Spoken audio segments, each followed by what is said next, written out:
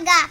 Today I am going to present about precautionary measures in handling substances.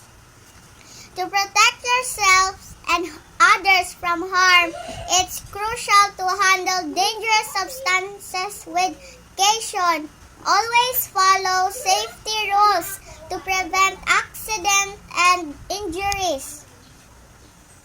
It's important to handle harmful substances safely. Follow safety guidelines at home and school to avoid potential risks to prevent accidents. First, chemicals. Keep harmful substances like cleaning products and disinfectants away from children.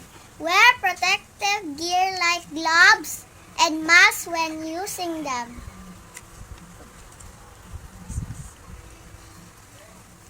Change clothes and wash afterwards.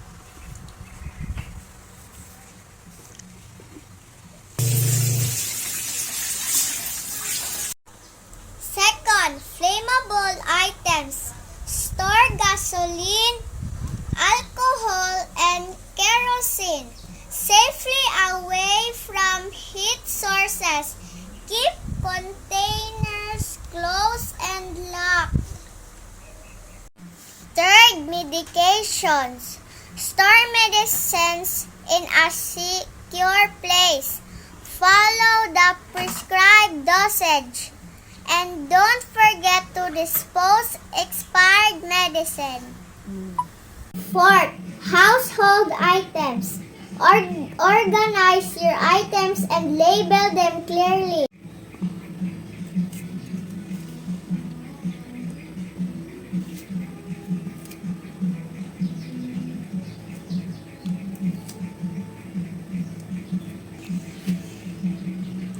Oil, pasta, salt.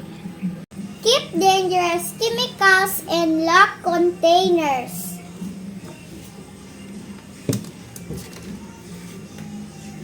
And the last, properly dispose of used materials and hazardous as it contributes to air pollution.